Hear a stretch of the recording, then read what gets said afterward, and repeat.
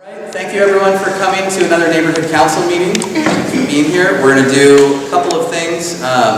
Start with a roll call, then we'll go to items not on the agenda if anyone has any announcements.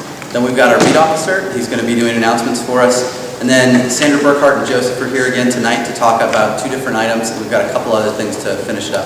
But we want to keep everything moving along. So we'll make sure we go in order. And for anyone that's doing a presentation, please make sure to hold your questions until they finish the presentation, because there's a good chance they're going to answer your questions during their presentation, or hopefully they will. And Judy has comment cards, so if you know that you have a question you want to ask, go ahead and flag her down or walk over to her and grab one of the comment cards. And if you just want to say your question, just write your name down. If you don't really want to stand up and say it, then you can write your entire question down, and Judy or someone else will read it off to whoever. Does that sound okay to everybody? Okay. So we'll start with roll call, and I see Augustine looks like he's here. I'm here. Denise looks like she's here. Judy's here. Ilana's here. I'm here. Kathy's not here, so she's going to be the only one that's not here. So with that, we have enough, and it looks like we have enough people for a quorum. So we're good to go. With that, items not on the agenda, I believe we have at least one person who wanted to say something.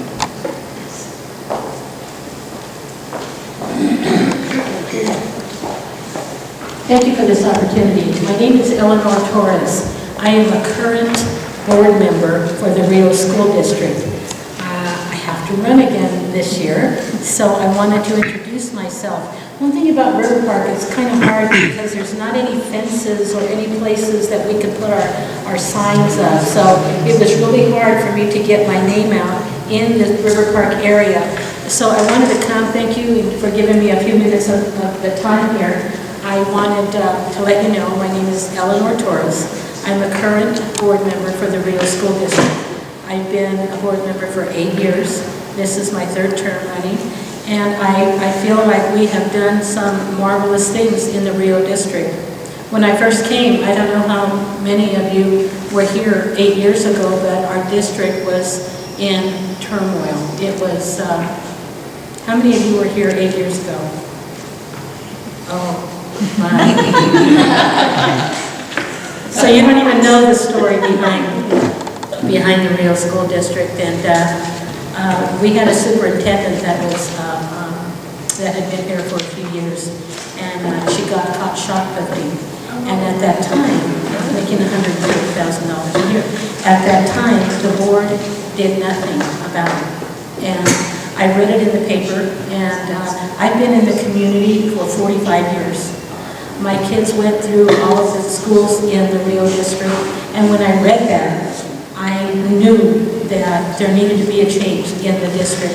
So I called up the union presidents and I said, you can count on me to run, because what the board was doing at that time, keeping this person in her superintendent position, was unacceptable to me. So I ran for the school board, and I was able to win. And within 3 months, at least 3 months, we were talking with an attorney to buy her out, get her out.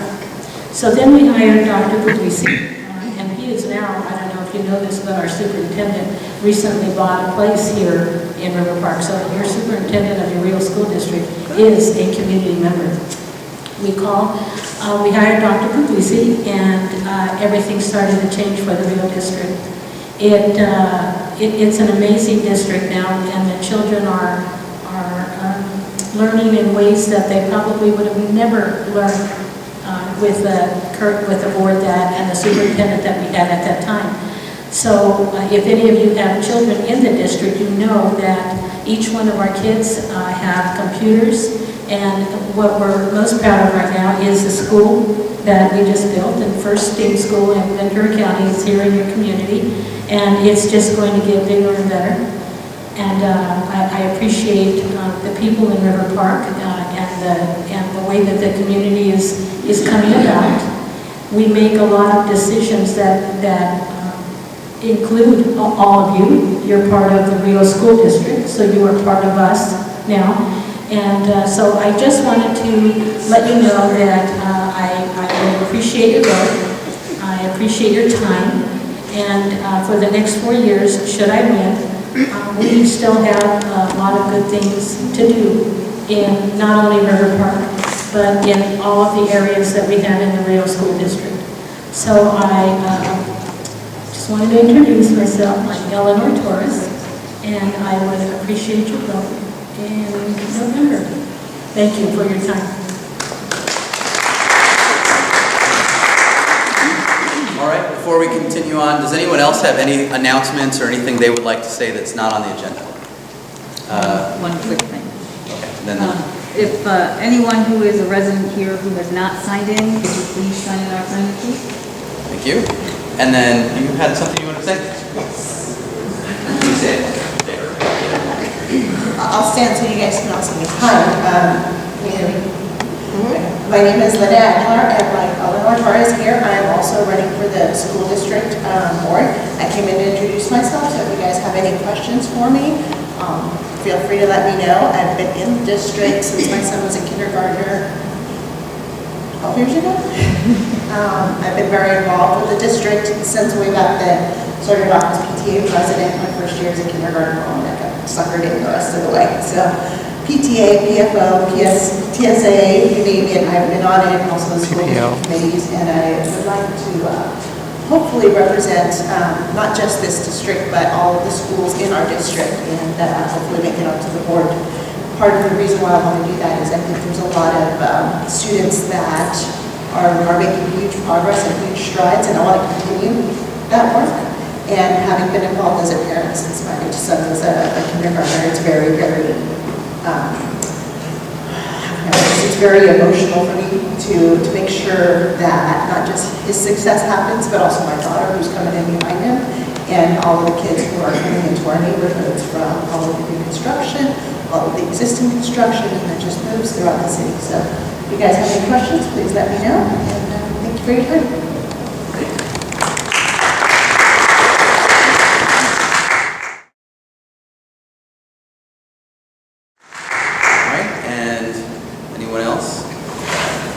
Hearing none.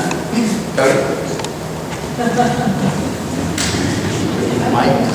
Only if you, well, have a booming voice. If you have a sergeant voice, unless Augustine no tells you need. you do. All right, I'll not use this. Sometimes I get Use your SWAT voice. Yes, well, that's a different voice. That's gonna scare some people. Yeah, hands where I can see them. No false moves. I'm Cody Collette with the Oxnard Police Department. I'm the senior officer here, beat coordinator for the Riverpark area. I think I have a couple more of these. This is just the crime map that I'm showing you guys today. I kind of go a little bit longer today since it's been a long time since we've had a meeting. Last meeting was the first one in 4 months that we've had, and unfortunately I was injured, so I wasn't able to come to that meeting. Just to kind of recap, there were some problem residences, individuals inside of Riverpark that we worked diligently on. There was some, it took a while. Thank you guys for being patient. We had to take our time, make sure we did it right so that we could complete the job. Since then, the individuals responsible have been evicted, that house has been vacated, and now we're working on another residence. But it took some time.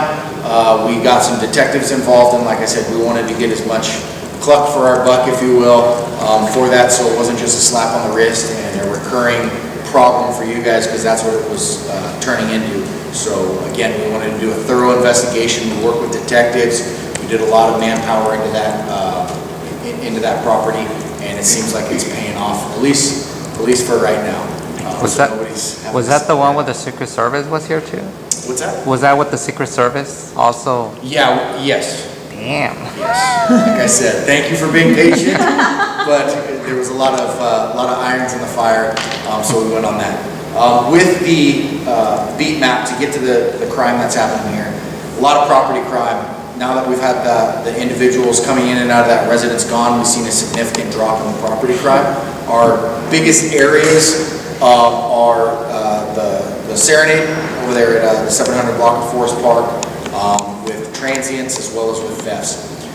With the thefts, a lot of thefts from vehicles, a lot of thefts from open garages. I know sometimes we get in our, for lack of a better word, bubble up here at Riverpark. We know our neighbors, but just know that we do have the river bottom here with a significant increase in transients that we are working on. And it is a thoroughfare from here to Vineyard. So please lock it, keep it. All right, so lock your door, take your valuables. I know I put out on Nextdoor and we put out flyers, but just know anything that they can see, it's a crime of opportunity. You'll be surprised the amount of vehicles that left unlocked and garages or carports that are open 2 o'clock, 3 o'clock in the morning. Just please be diligent with that.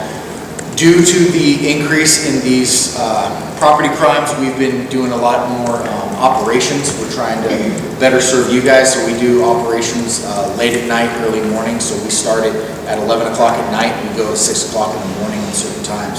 So we've been out there on bike patrols. It's really awesome. We're able to kind of sneak up on people without them even seeing us. It's a great tool. We use other methods to do surveillance, to work areas. Moss Landing, Orleans, those kind of areas were getting hit. It seems like they were coming from the west, working their way east, and it was sporadic, but right around 2 o'clock, 3 o'clock in the morning. Some people who had some Nest cameras, or Ring cameras, some had them in their garage. We're able to get leads on those and get suspects identified from those. So I know specifically one resident, he emails me the Nest video anytime he sees that. Please, my email is up online.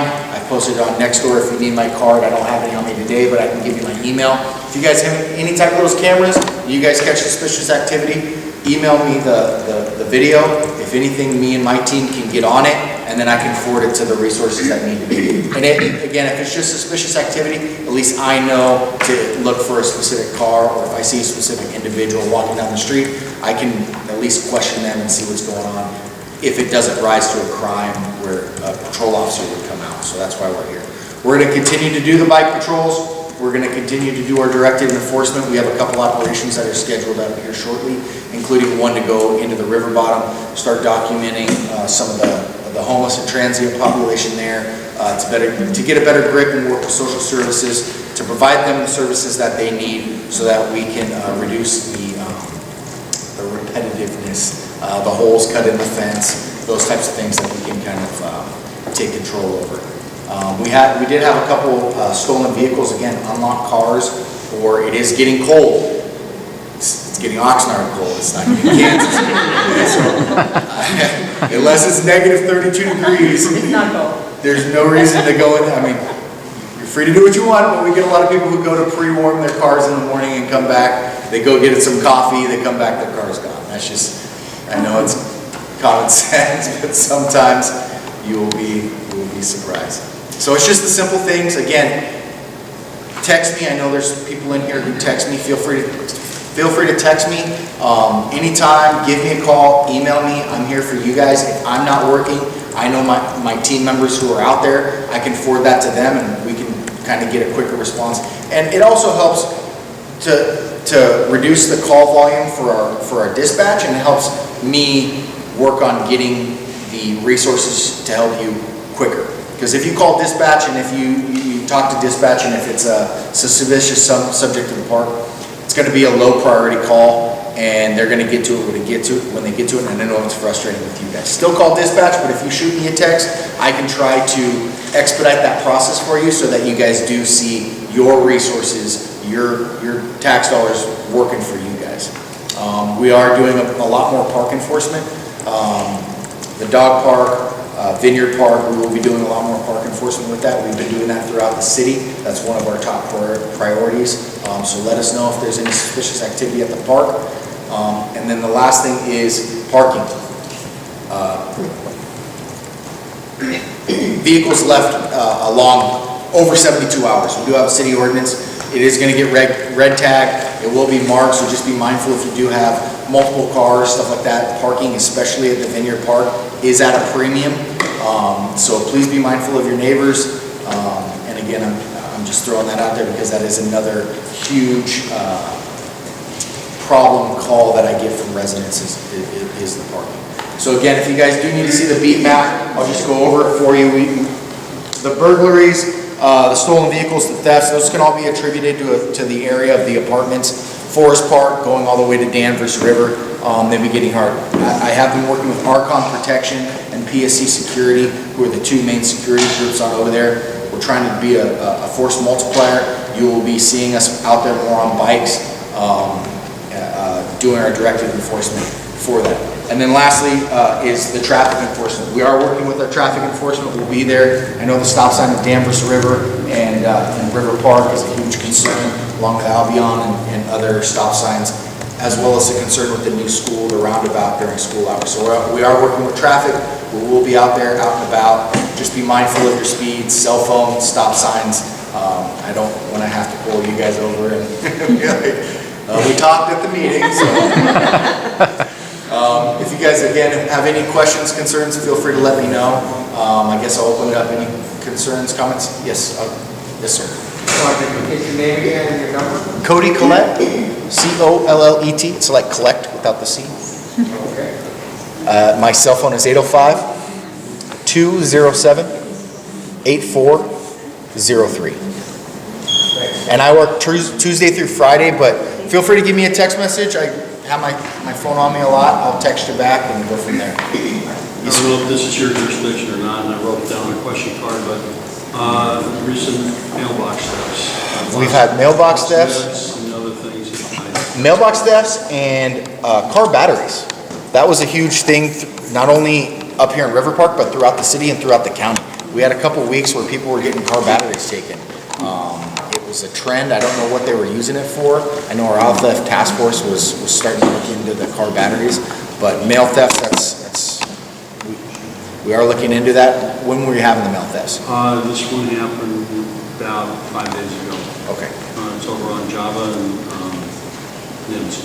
Yeah, by the park. Yeah. Okay. Yeah. Was it mail or packages, just out of It was curiosity? mail, it was mine and my wife's meds, some packages. We found our magazines lost in. So it was out of your mailbox itself? Yeah, it was out of the mailbox. Did you report that? I think my wife did this. Yeah. Sometimes. Post office said we're out of luck. Yeah. Yes. What Judy's saying, package thieves been going around there. Again, it's a crime of opportunity. Sometimes historically what we see with mail thefts is they're looking for a medication. Bingo, that's a good one for them, depending on what the medication is. The second one is identity theft. Again, hopefully we're reducing that identity theft in here since some operations that we've had. It's significantly slowed down, but that is a concern. So I would just say make sure you check your credit, make sure if you got a LifeLock or anything like that, check that because that is what they're looking for. Opening up accounts for you and just, you can call your bank. I'm sure your bank or Yeah, you can freeze all the credit. you can freeze it, yeah. Do that stuff just in case. Yeah. Okay, thank you. Yes. Yes. I have LifeLock, and I took the minimum, $19.99. They're fabulous. You're great. I mean, I was opening an account at a store, and I got a text that I was doing that before the transaction was complete. It's very, very cool. It's $19.99 a month. These burglaries, residential, what's the nature of people? Is it mainly just garage, people going into a garage? Yeah, it's garage. So there's no one going in actually the homes? Correct. I don't think we had one inside of the homes that I can think of. Okay. But yeah, most likely they're garages. Yeah, garage doors. Yep. There's those three right here. They're all garage doors and they just leave their door open. Or if somebody leaves their car open in the driveway, and your garage door opener's in there, and they hit the button, the garage door's open. Correct. So, And then if you don't leave your garage door, your home door to your garage locked, you have a potential issue there. and since we have a significant number of apartments, Forest Park, we have the Mosaic, the Tempo, a lot of them have, without getting too specific ways to get in and out only for residences. So people will, due to parking issues, park on the street, they'll leave whatever that way to get in there in the car, they'll take that, they're able to get inside. So again, garage door openers, any way to get inside of your residence, take those or hide them. again, it's only increasing your safety because they're going to use whatever means necessary to get whatever property they can. And we've met with the property managers at each location. We're going to meet with them again. They've been sending mass emails out to their tenants, trying to, help educate them on thefts, car thefts, and what to do so that we're not continually over there. We can try to get out in front of it. Yes, sir. So traffic lights, the ones in Vineyard and Riverpark, who controls those? City. The city? Planning. Did they do something recently in that corner? Because just the other day, I normally commute every day. I get off at The lights are quick. right there, and the little thing. Yeah. It took me 15 minutes It's to like get. 30 seconds for that green. Yes, exactly. Yeah. Oh, so you noticed it? Okay. Yes. So, what the hell? Those go with a surveyor. Somebody actually has to go out there and they redo the speed limits. Can we have They somebody redo there? all that Like, stuff. it's Yeah, just crazy. take a number. That's what I've been told. I mean, it's a big city and there's a lot of streets that need to be resurveyed and go from there. And I know Mike Wood is really good about trying to help get that up here. Okay. He's working on traffic controls to help with the schools, the new school. He's working with all these ones so that not only is it safer for you guys, but now we can enforce the speed limits and stop signs, the traffic control devices there as well. Especially if they were able to paint on the floor, on the, like not to block. Well, you're not supposed to block. No, but everybody blocks there. Well, People got to get someplace. I know. Yes, I was just sitting in it on my way over here, coming off of Vineyard, making a right. It took me about four green lights before I. Yeah, But yes. it's crazy, but, okay, one more. Any other questions? All right, guys, thank you very much for your time. Thank you, sir. Thank you.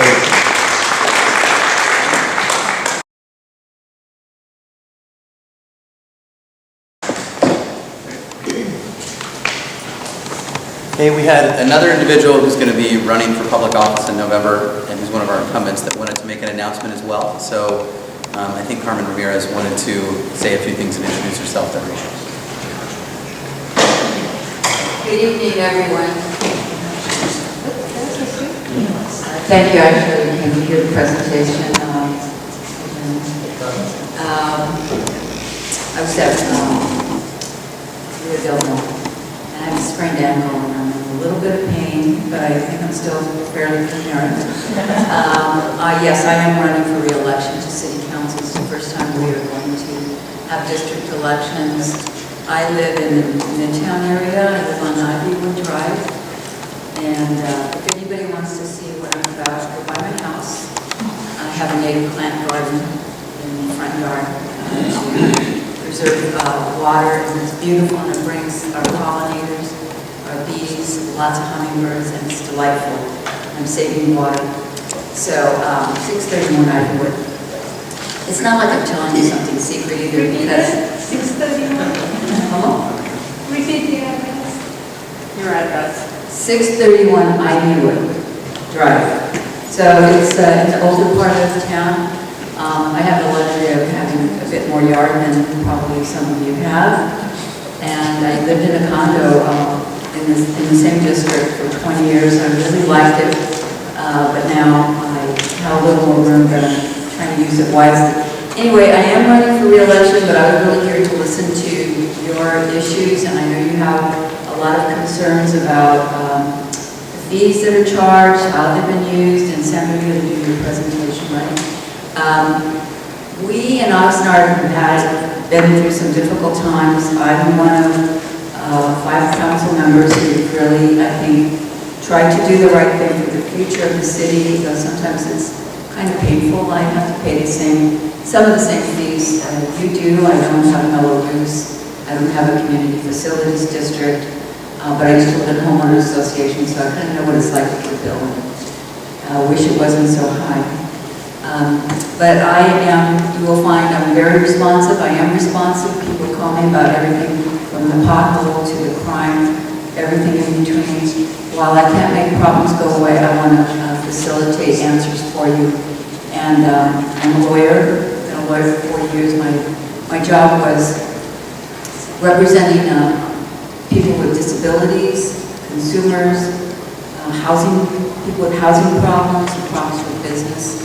I've taught law at our local colleges of law, consumer law and landlord tenant law, and really respect landlords who do it right, and I respect tenants who do it right. Everybody needs to know what their rights and obligations are. On City Council, I'm bringing that experience and my understanding of the community for all of the issues that we have in our families and in our world. I'm very concerned about environmental hazards to our community. We've been pushing that whole council to make sure we don't have more polluting industries and not people, and not companies or businesses or individuals that take advantage of the people living here. It's a complicated world. When you get to City Council, you realize there's no quick solutions, and a lot of the things can't be fixed without the community stepping up. So I'm going to leave my cards here. You can always reach me. You can always reach me at Carmen for Oxnard. That's the number 4 at Gmail. And here's my number. And I look forward to continuing to serve you and the whole city. Thank you. Thanks for the opportunity.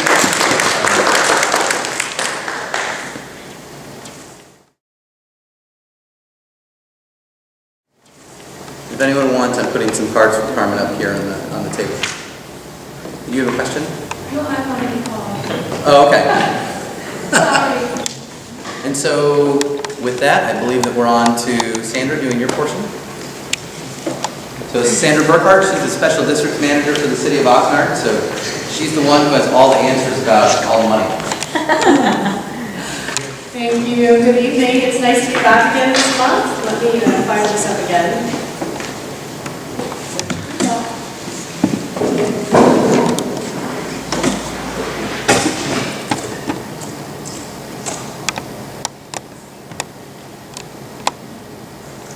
So I just have 2 slides because I didn't want to go too crazy on the slides. I wanted to spend more time really talking about the budget and trying to explain how we develop the budget. And so what I did was I went back several years, and I went back as far back as I felt comfortable going back, not having prepared the budgets. And then what I did was I extrapolated. There's about 70 line items, give or take, in the Riverpark budget.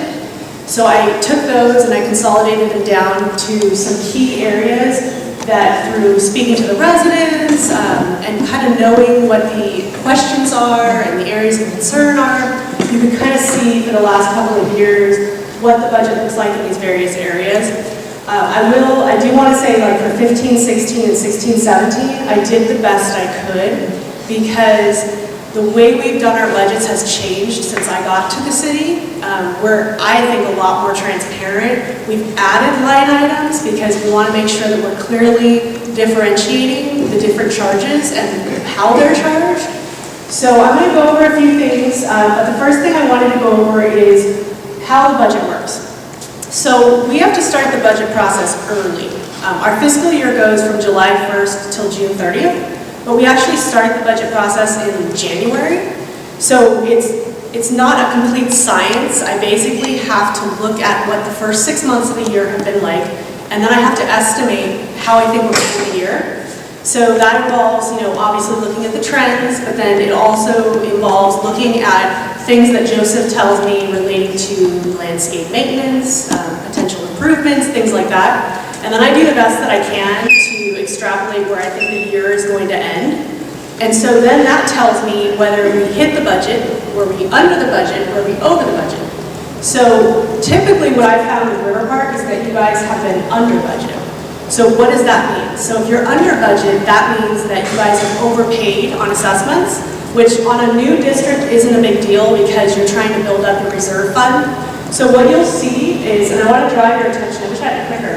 So you've got the fiscal year 15-16, the budget, and then you've got the actuals. And so I drew the line here because what I want to show you is that what really matters is how much were you assessed, how much were you levied, right? That's the point you start from. Then you say, okay, how much did I actually spend that year? And that tells you how much were you either over or under the budget. So in this particular scenario, you can see you're a good $1 million short that year. So that now ties directly to the surplus fund balance, which for some reason is not showing up on there. Darn, I have it all lined out for you guys. So essentially what you can see, I can remember the numbers off the top of my head. Excuse me. fiscal year 15, you were at about 1.9 million. Then when you bumped to 2016, you guys jumped up to about 3.1, which ties pretty closely to the actual. So that's how you build up the surplus fund balance. Then the same thing happened. So the next year, you guys were at about 3.4. And again, it ties to the fiscal year 16-17 budget. You can see a couple $100,000 difference between the levy amount and the budget itself. So that then increased your fund balance, right? Then you go to last fiscal year, and you guys were over the budget compared to what was levied. And so that dropped your fund balance a few $100,000. So that's just sort of like a tutorial as far as how that process works. So another line item I wanted to show you is the one here that says less special tax levy credit. The last couple of years, again, estimating where we thought the budget would land, we've been giving what's called a levy credit. So you can either put it into surplus fund balance or you can credit back. So you've seen for the last several years, and then again now in this current fiscal year, that we've applied a credit. So what that means is that even though the budget is estimated, let's say in this scenario, at 5.4 billion, that's what's in the books at the city. That's what we anticipate. We actually subtracted 450,000 and only levied you the number down below. So that's another sort of tutorial on how it works. So it's not a perfect science. I do the best I can as far as where I think things will land. And last year was particularly challenging for me because the budget was set up before I got here, and it was based upon the city staff. And so in the middle of the year, we went from city staff to private contractor, which is why you'll see that, for example, the numbers don't match up very well in the budget compared to what we actually did. And it was because the budget had been set already. And so I had to kind of move things around and try to get the count numbers in the right places for those items. So that's just a quick kind of tutorial on a few of these things. So I broke it down by a bunch of different line items that I thought would be of value for you. And again, you know, some of the prior years it was challenging for me to truly know what went where. But I wanted to show you the landscaping staff, because that's something that has been brought up to me over the years, is concerns about, were we getting 27 employees? We were supposed to have 20, did we have 13? And I can't answer that as far as what you had, but what I can show you is, for example, you can look at the balance of the budget every year for what you guys were anticipating spending on staff. We're well below that, which explains, right, when we know that the property has not done as well over the last few years. My understanding is because the city could not retain staff. They weren't able to hire enough staff, so they budgeted thinking they were going to have more employees, and they just didn't have them. So I've looked through the line items. They are tied to actual staff. So there's no, like, you know, estimate vacancy kind of a thing. There's actually payroll running through those line items, so they are people. So I just wanted to dispel the myth of, you know, there were people. There were, you just didn't have as many as what was anticipated over the years. So then another thing I pulled out was what I call more direct staff charges. This is something that has changed since I've been here. In the past, we had this sort of indirect charges, direct charges, and indirect are supposed to be the charges that are tied to what's considered indirect. So, for example, you have the city attorney's office, you have the city manager's office, you have finance and accounting and budgeting, you have all these different areas in the city that are involved in every part of the city. So we had a firm a couple of years ago called RCS come in and do this RCS cost recovery study where they spliced and diced all of those indirect costs. And so that's one of the ones that I don't know how it was done previously, but you can see on the indirect where it actually kicked in for the first time was in the last year, and that's because they started charging it appropriately through that line item. So where it was going in previous years, I'm not 100% sure. That's where it gets a little hard for me to try to know exactly where to show you, but I did the best I could. So I would say, for example, in my overhead office shop and field Likely, with those high numbers, there was indirect charges running through there. That would be my guess, but there's not any way for me to really know for sure. So one of the things I've really focused on is being more transparent in how we're charging and really showing the various line items so you know what you're paying for. So you've got an indirect line item, which again is based upon this RCS study. You've got the direct staff charges on here, which that is, since I'm now doing the budget, that is actually tied to real staff. It's my special districts team. You guys have two full-time employees that cover Riverpark. You have Joseph, who's project manager, and then we have Jose, who's the full-time landscape inspector out here. And I'm going to show you the detail on the next page, but that makes up about half of the staffing budget. And then the rest of it, again, not a perfect science, but it was based upon what I thought I was going to have for the office in staffing cost. And then it's split out, it's weighted out based upon all the maintenance costs for every single L&D, every single CFD. So we have 3 CFDs, we have 36 L&Ds. And so again, it's just an estimate.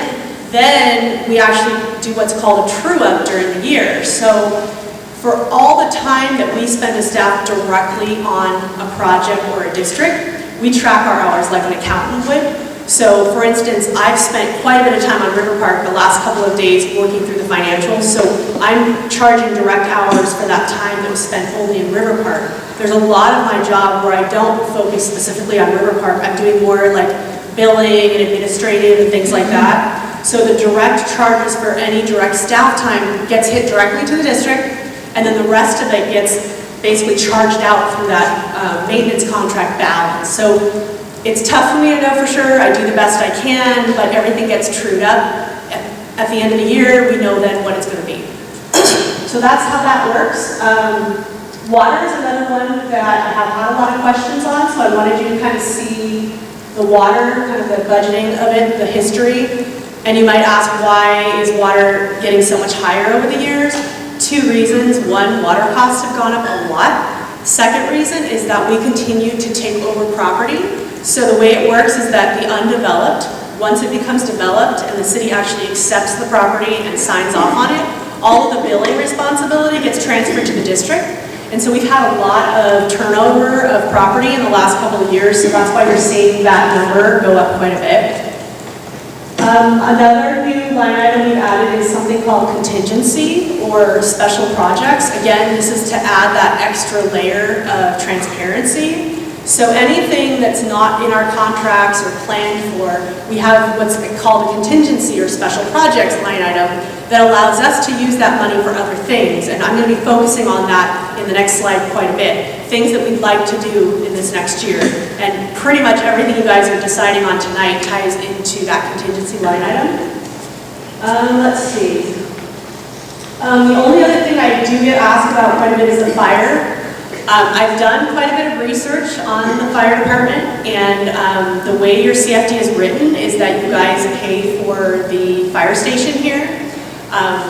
It is something we've looked at internally and talked about, and it's still being discussed, but that's what that line item ties to, is this Riverpark fire station number 7. And I think the, let's see, I'm trying to, so police, that's another one, that's the substation here, and that budget, I just take, there's a whole bunch of line items that go into that one, and I just take those and I consolidate them down. But again, those are trued up. So the way that it works is that you guys have, what I've been told is you have 2 police officers that are dedicated on overtime to Riverpark. And the budget typically is about $250,000 a year for the overtime. And then there's a bunch of other line items for like some office supplies and just different things. And so that's what that number is, and it changes because they do an actual, they code the time when they're in Riverpark, so that's how we know that that's the charges. Let's see, I'm trying to think. The only other item I wanted to draw out is the storm drain. This is for the storm drain filters in Riverpark, and I have a slide, the next slide shows actually how many you have. This is something that hasn't been done over the years. Your filters haven't been changed, and so they're past due to be changed. Every year you can see a number's been put in there, but nothing's been spent because they haven't done it. It's been city that was supposed to do it.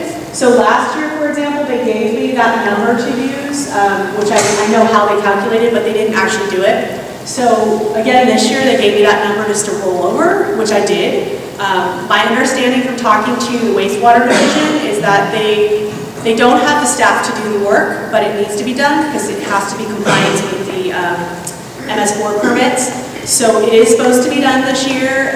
They are going to contract it out, bid the work out. So I don't know what the number will be. It could be more, it could be less. I just don't know. So this will be one that I'll be watching closely this year because I want to make sure if it ends up being higher than we thought, I just want to make sure I can control our budget as far as, you know, if we're going to be more in one line item, we got to try to save somewhere else because the goal is to try to meet the budget, not to go over the budget.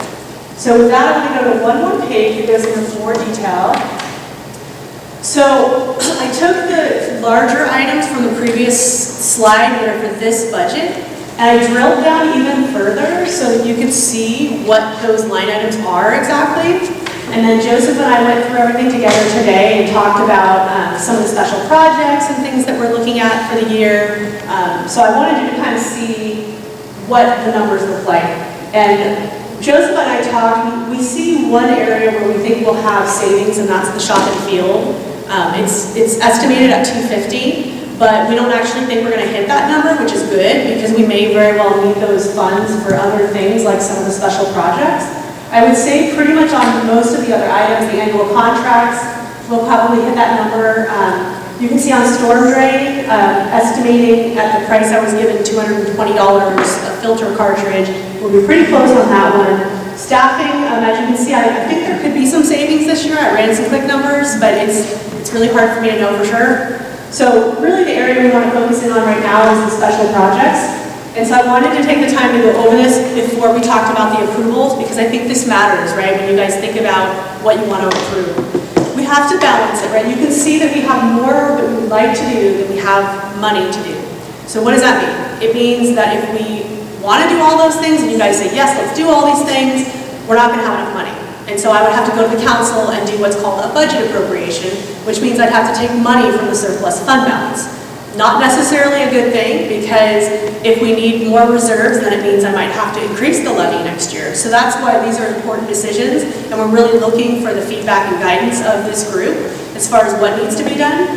But we do have to weigh that against health and safety. So if there's something that we need to do because it's a risk to the public, we'll have to do it. But a lot of what's on here is not. Joseph and I talked about that. So what I'd like to do is, I'm going to fold this into the approvals tonight, and then I want to take questions from anybody who might have questions about the budget. So Joseph, do you want to come up here and talk about the actual items that you, I know that you sent some stuff out on, and there's one item on here, really two actually, that are not, they're not questions, they're going to happen. The first one under contingency special projects is the irrigation clock system replacement. We talked about it last time. We're going to have to do it. We don't have any choice. So that's a pretty firm number for what that cost is going to be for that program change. And then the City Corps, this is a great cost savings. What we've done is we've partnered with City Corps, and instead of paying our landscape contractor way too much money to do the servicing of our bathrooms and locking them and unlocking them and the dog park and all that, we're using City Corps for substantially less. It's a great program to train them, but it's also, more importantly, it's a good cost savings. Have we had hiccups? Yes, we have, but we've worked through them, and you've been really patient with us. So, but other than that, the rest of this stuff is kind of up for discussion at this point. So I'm going to turn it over to Joseph.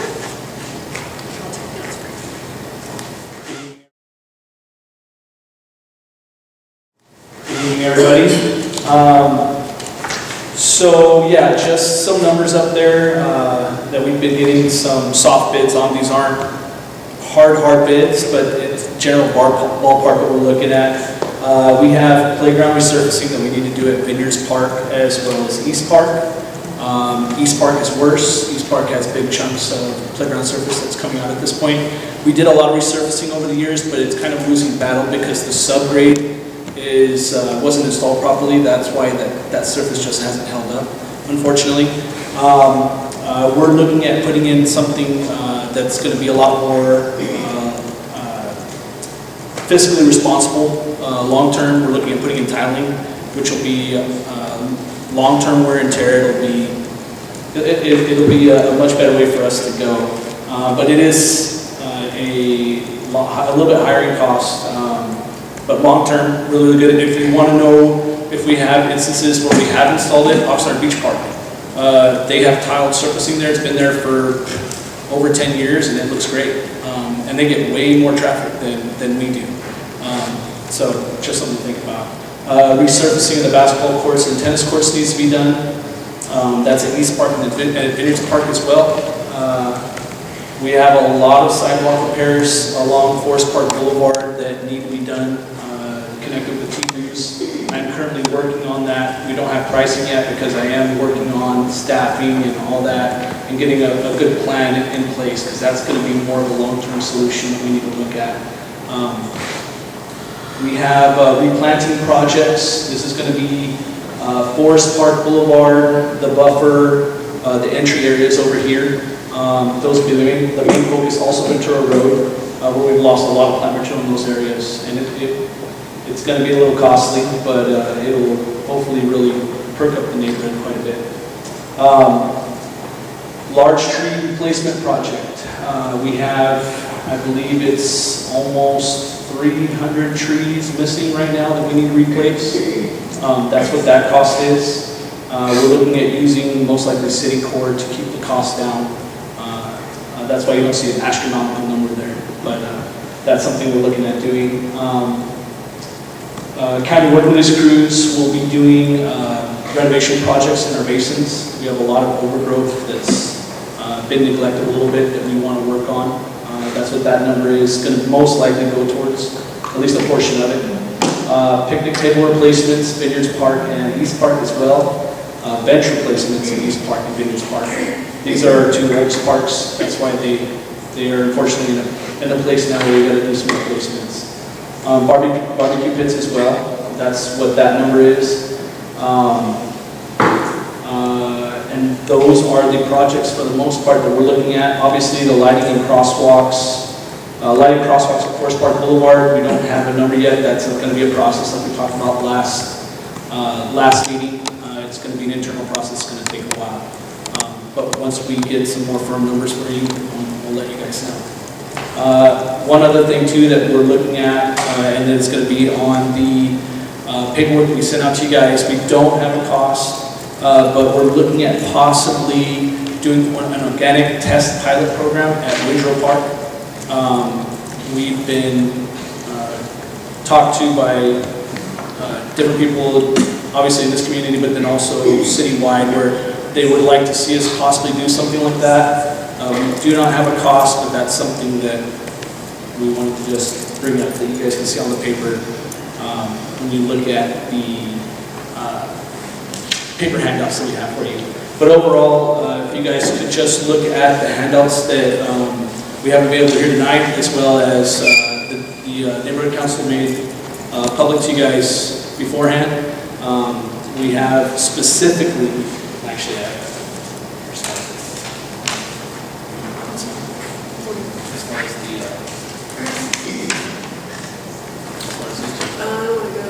because we've already presented on it. So. Okay, awesome. So yeah, that's basically it. Yeah. So we know there's going to be some increase in cost on the, well, we don't know, but we're highly likely we're going to see an increase in cost on the landscaping side with the, depending upon the Windrow Park, the dog park, as far as what you guys are looking for. That's a scope that's not in the current contract. It needs to be added in. So I don't know what that will look like. What we'll do is, depending upon what you all decide you want to do, or if you don't decide, we can bid it out and ask at the different levels and see what the price points come back at to see what's reasonable. But that's the kind of thing that may increase the price, but no way to know until we bid it out. And then on the organic pesticide pilot program, we know it's going to cost more. That's why we wanted to show you what the different price points are on the organics. They're obviously more. When we spoke last time, we had one resident that wanted us to go to organics. We had several that were concerned about the cost. So we were trying to come up with maybe a compromise position on this, because I do know that we get a lot of calls, was that maybe if we try a pilot program at just one location to see if it's actually effective or not, because I think that's probably our big concern is, will it be effective? And what's it gonna be like? I mean, are we gonna have to treat more often, which needs more product? So it's kind of an unknown for us, but we were trying to throw, sort of one creative option out there. If you wanted to try going in that direction, we could do it for 6 months or so, and then we can report back and let you know what the costs are, and take some photos before and after and see if it's working or not. So that's what that one is. So the last thing I wanted to mention was the reserve study. We're very close now on the reserve study. I did meet with a board member on this from Riverpark, and I shared it with the board members, and we've had some conversation about it. And at this point, there's 2 items in there that I need to wrap back around with the consultant on, because there's one item I don't think should be in there, and there's another item that I think is severely underpriced for what we need. So I need to get those 2 items fixed. Then from there, the next step will be the city needs to develop a formal policy on the reserve requirement. So there's 100% reserve requirement, there's 20%, there's 50%. The city needs to decide what they feel comfortable with, so that then I know what we're trying to get to right now. So maybe, hopefully by the December meeting, I'll have that all worked out. I would think I would by then. And then I can let you guys know where it landed and what the goal will be here moving forward, as far as like what we need to save or that sort of thing. Because the goal here is not to raise the levies. We just want to make sure we have enough money to pay for things as it comes along. So for example, these like picnic benches and barbecues and things like that, that's in the reserve study. But we're already going to be doing that probably, so that, you have to kind of look at it from a holistic approach, that we don't need to have all the money in the bank, but we can figure out what feasibly makes sense. So with that, I think we can open it up to any questions, and then we can talk about the actual agendized items tonight. Judy. So if I look at this in contingency special projects, and the 3 of them that we want aren't even on that, so we're over budget. Let me understand, are there monies left over from prior years that get rolled in? Where does that money go?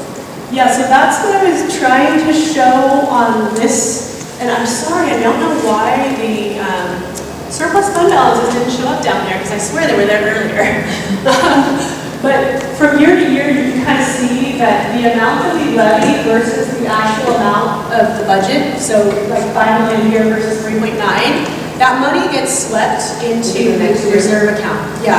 Oh, so you had 1.9 million in 2015, and then you jumped up to like 3.1 in the next year. And then because we started doing levy credits, even though there was extra in the budget, it didn't increase as much. And that was because I wanted to be more fiscally responsible with you guys and making sure we weren't charging too much until we knew for sure what the reserve requirement should be. So you're saying the reserves, the extra goes into reserves? Is that Right. what you're saying? Yeah. And the reserve study was based on those dollar amounts that were left over each year?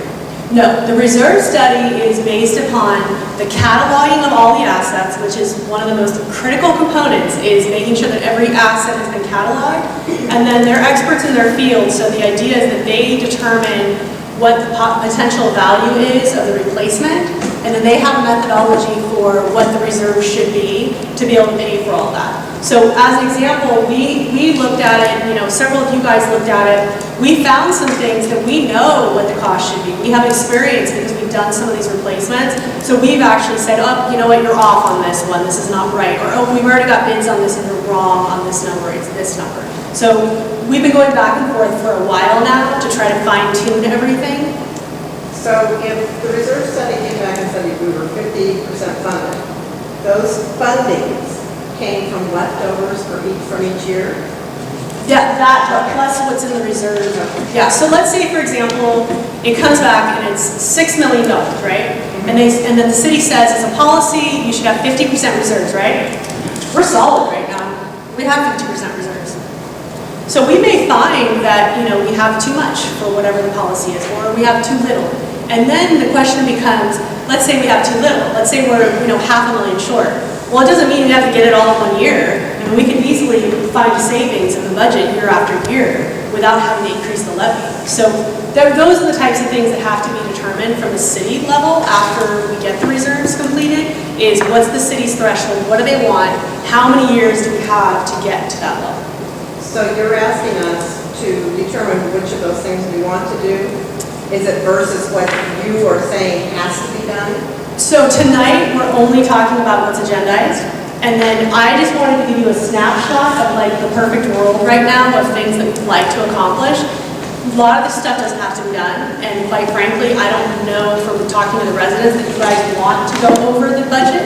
So that's why it's more of, there's a few things that we are going to definitely do, and then there's some things we'd like direction on tonight, and then what we'll do is, as we fine tune some of these items and really determine for sure, does it have to be done this year? Can it be done next year? Is there a cheaper alternative? Then we'll come back again and continue to ask for direction, approval, or not. So, for example, the resurfacing. So you can see, like for instance, on the Vineyards Park, 69K to 100,000. It's because we've looked at 3 different processes. There's a low-end way to do it, and there's a high-end way to do it. And so we'll come back, and we'll talk about the pros and cons of each, and what our opinion is, but then we'll want direction from all of you.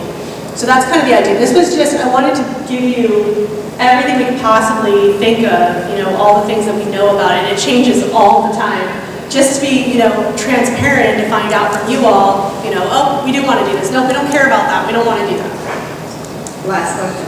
So all of those items that have to be repaired and they're going to be ongoing things, can any of those things come out of the reserve today rather than out of the general budget? So the way it works is that I have my budget. I can move things around within line items. So for example, if I have savings in shop and field, if I have savings in staff, if I see that I'm going to have savings, I can move things around to different line items.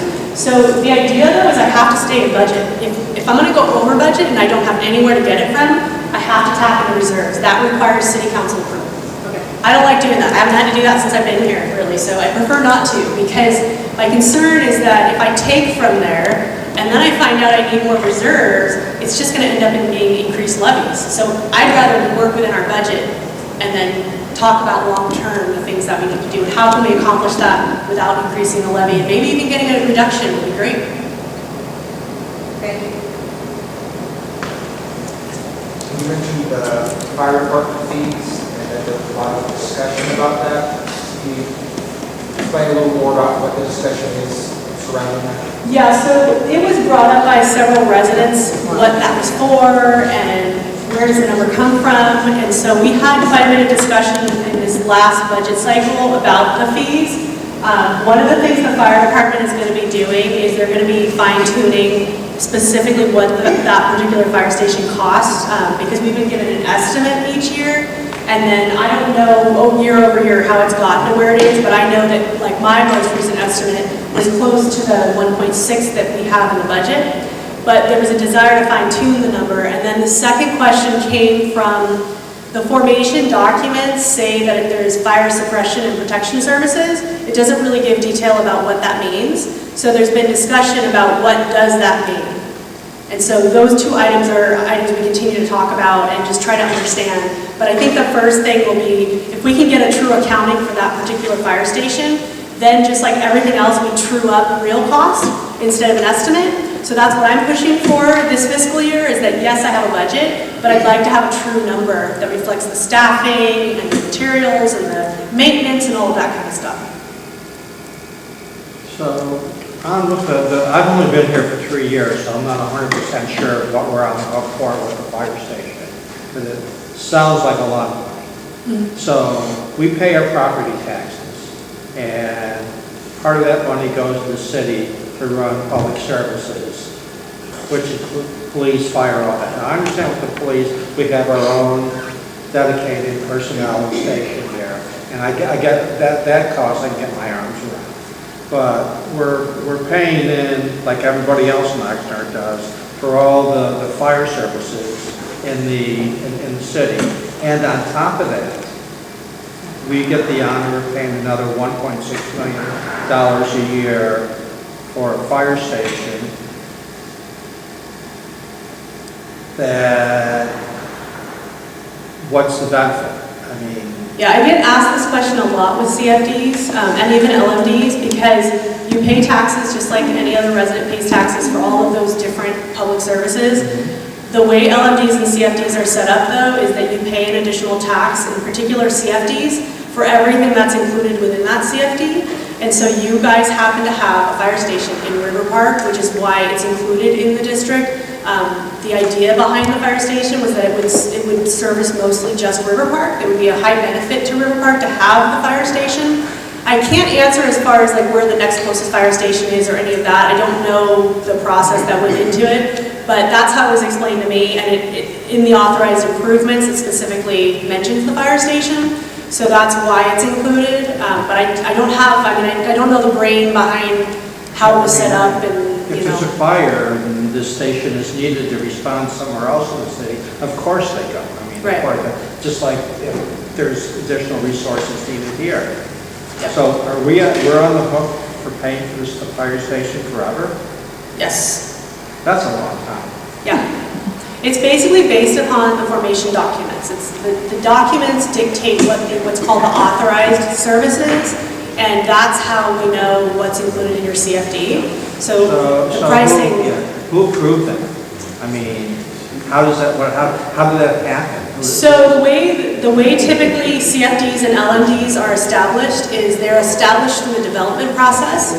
So when a developer comes to the city and they want to build the property or development, there's different conditions of approval, and one of those conditions of approval is to either require a CFD or an LMD. The way that it works in a CFD is that if you don't have 12 or more registered voters already living on the property, then the vote goes to the developer. So in that scenario, the developer votes for the CFD, which means you have a CFD. Then when you buy your property, you have disclosure documents in your paperwork that you sign, and your realtor is supposed to tell you about it.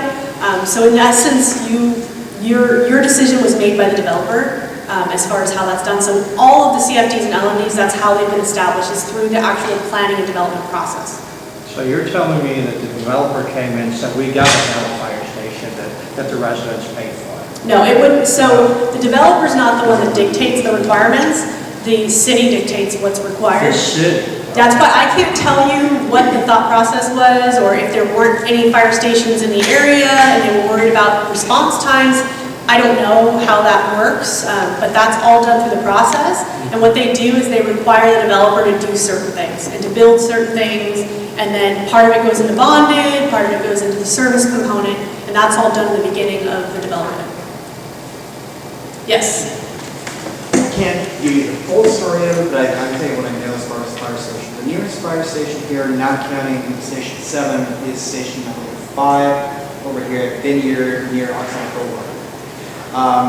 If I remember correctly, the original plans for the area was that it wasn't considered sufficient to service this size of a neighborhood and provide adequate response time, especially considering they'd have to cross over the freeway to get over here. So that's why the station was added. But in addition, the city's number 7 station is part of the building. The other part of the building is the county building, which also services the El Rio area.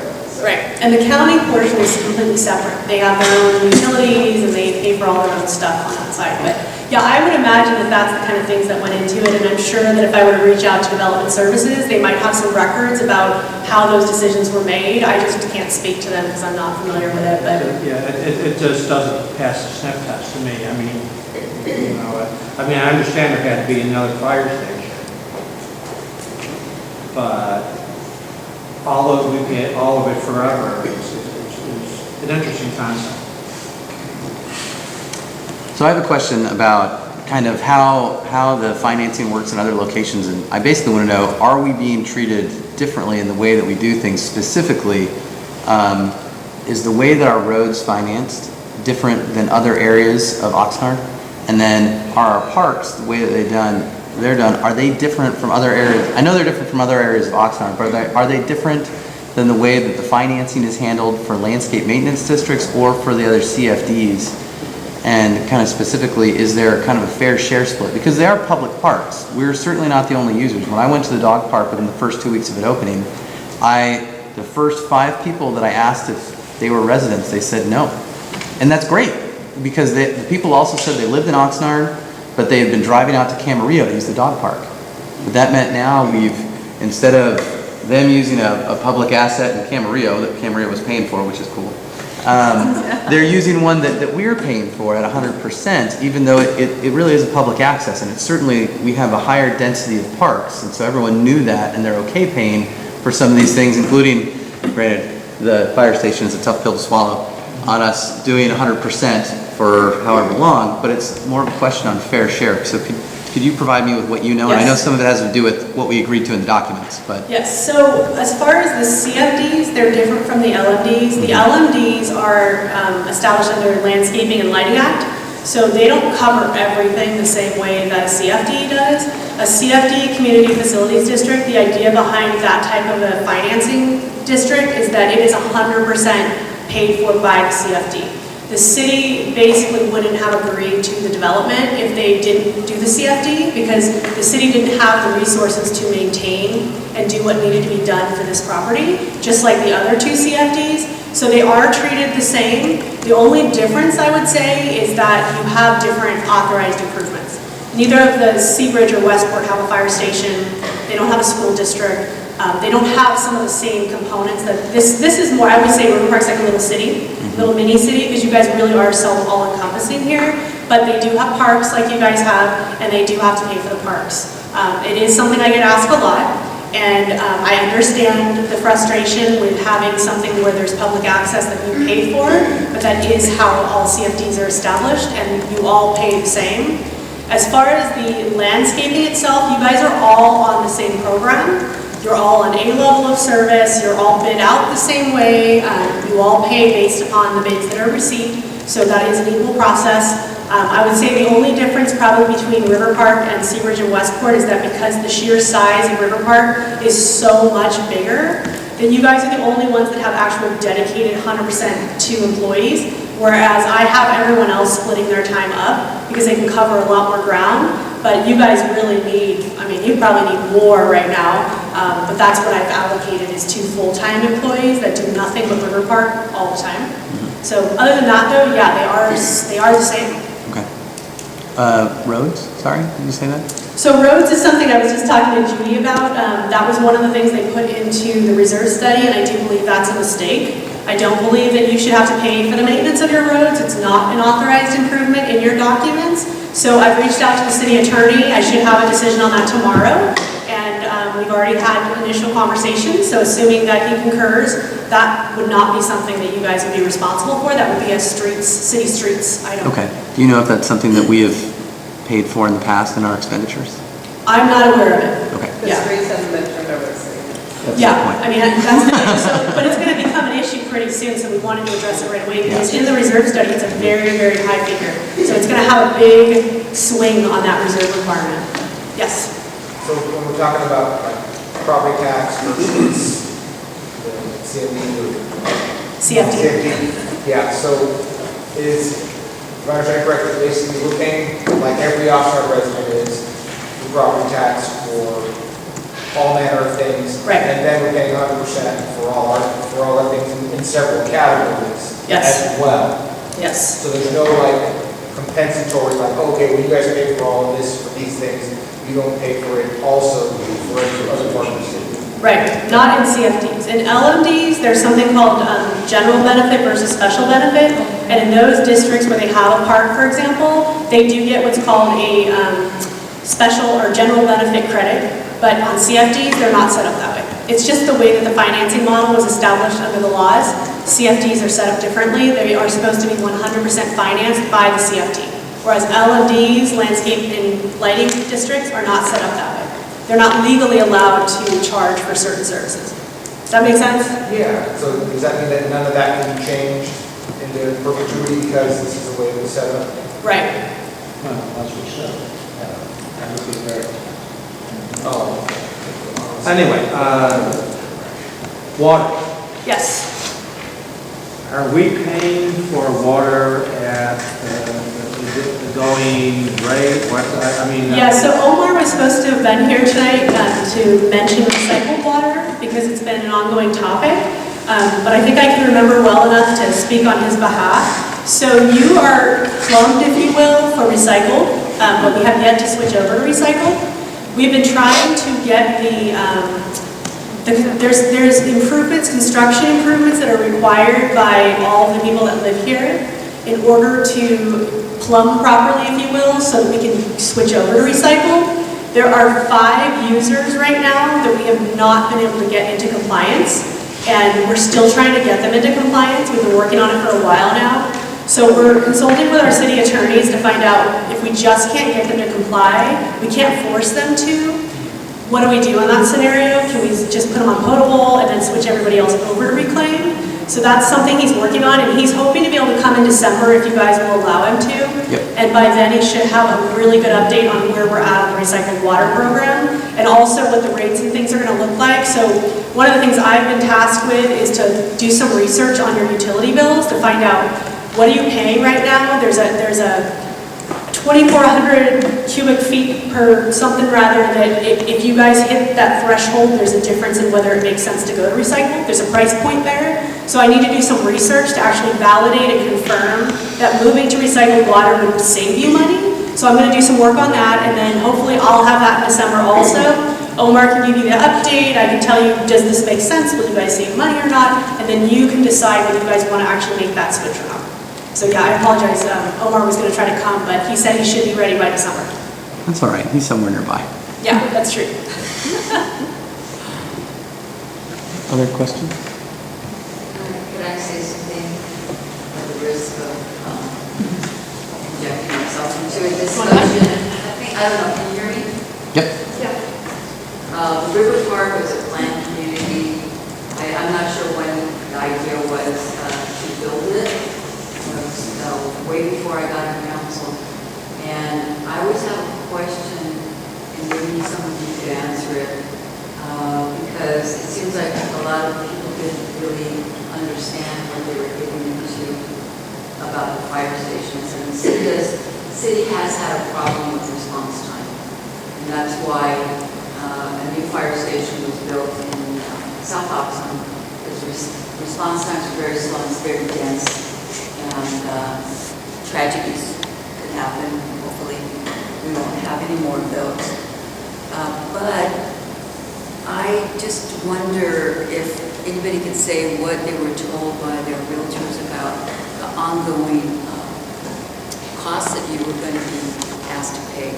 Was that something that was kind Not a of... word. I mean, Not a most of the word. real, there's only a couple of You're realtors talking about the who live here.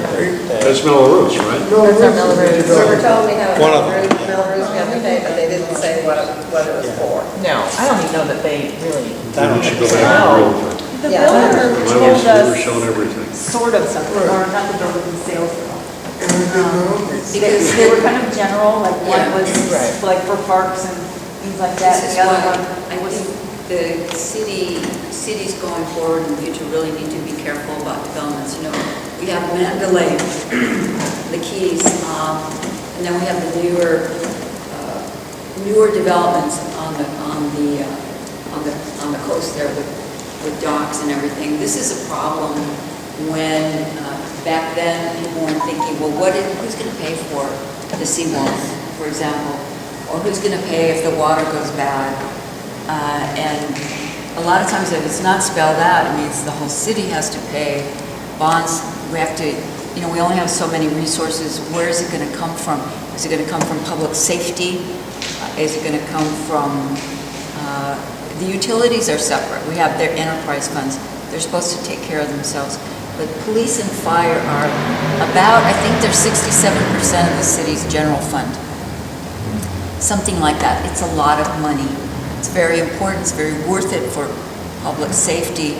So when a developer approaches the city and says, we want to build this, the city says, we don't have, or the city manager says, and this would have been quite a while ago, we don't have the money to provide fire, police, parks, roads, etc. So you have to figure, you should pay for it. So the developer says, no, we're going to make the residents pay for it. We're going to make the buyers pay for it. And if they're not really spelled out in the contracts and you don't really understand what ultimately your financial obligations are going to be, causes a lot of pain. And I've seen that a lot. And that's not just true here. It's true in the other sections. And Thank you for all your work, Sandra. Sandra's had to take a lot of abuse. She doesn't deserve, she wasn't around when these things happened. No, but I think that part of this process is education too, and providing a level of transparency. I can tell you that since I've been with the city, it's been about 2.5 years now, I field a lot of realtor calls. I field a lot of escrow title calls. I field a lot of potential buyer calls because I just bought a house recently, and they don't always show you there's this one Melrose line item that's dug so deep in your paperwork that most people don't see it. I'm one of those anal people that just goes through every single page, but not a lot of people do.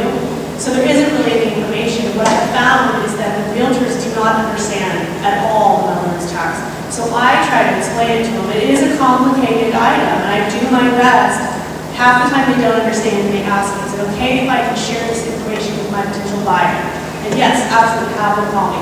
And then I spend the time talking to them, and I will be honest, there have been a few potential buyers that have decided not to buy in Riverpark once I explained to them what they were paying for, and I talked to them about historical numbers. So I can't, obviously do it for everybody. The goal is the more information, the more outreach, the things I can provide to help people understand.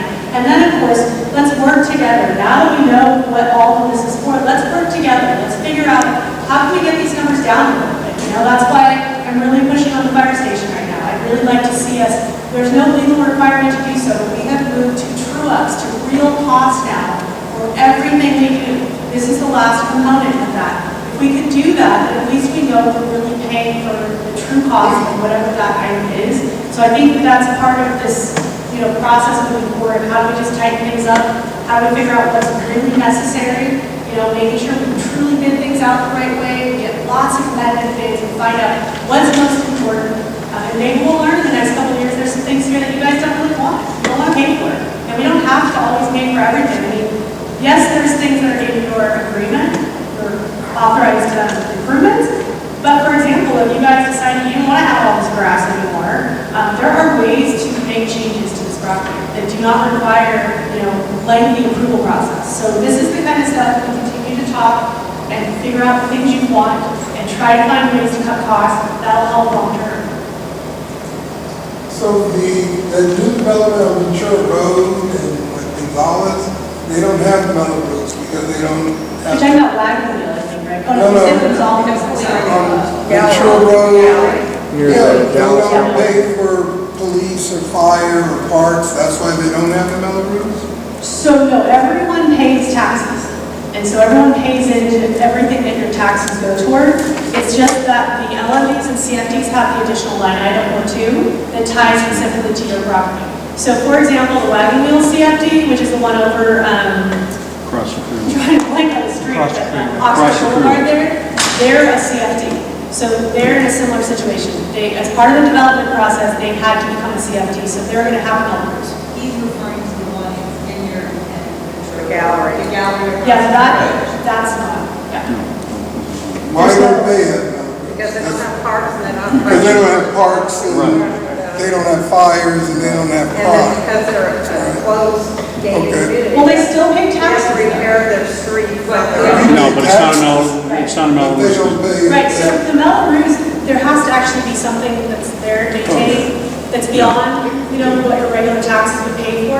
So that's why in a scenario like that, a lot of the business developments, they pay for those services themselves, so there wouldn't be anything to tax on. But I can tell you that from my experience, for the most part with the city right now, especially as, Councilmember Ramirez mentioned, with limited resources, pretty much all new developments now are being required to either do an LMD or a CFD because the city just does not have the resources.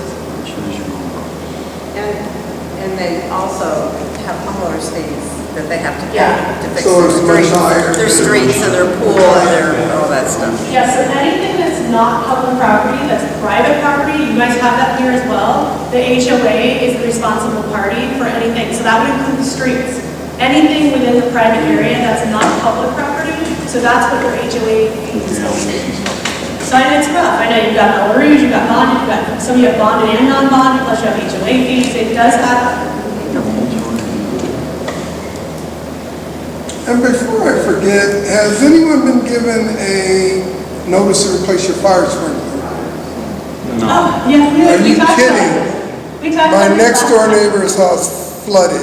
their house is ruined, they've only been there like 3 months, they just bought it. So we talked about this at the last They meeting, didn't know how to turn the and my water on. understanding is that the manufacturer of the Yes. sprinkler is sending out letters because there's a defect. Yes. And so, yeah, that's not Mine for were us, replaced. but, yeah. And a couple of my neighbors, we've already gotten to replace. If a house built between 2013 and 2015, but I can't remember the months right off the bat. Depending on the builder, that could be covered under their warranties. A lot of those systems warranties, which your sprinkler system would be a system, that could be up to a 10-year warranty depending on who the builder is, the warranty that came with the house, so that individual should check what was done. Just because they got a letter doesn't mean that the builder is exempt from upholding the warranty. Oh, they sent me a notice to make an appointment to get Yes. it changed, and I got them changed. They didn't charge you, right? Tell your neighbors. So how do you want to handle this? Okay, so we have a couple of things that are kind of follow-up items from the last meeting. Those are the other items on the agenda, the things that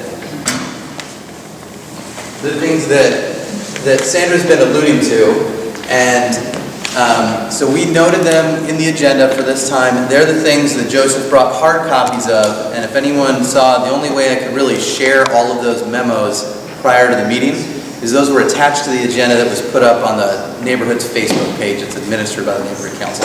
I didn't really have anywhere else to host those, although obviously anybody that asks for stuff, always send those. Those can go to the email for the council.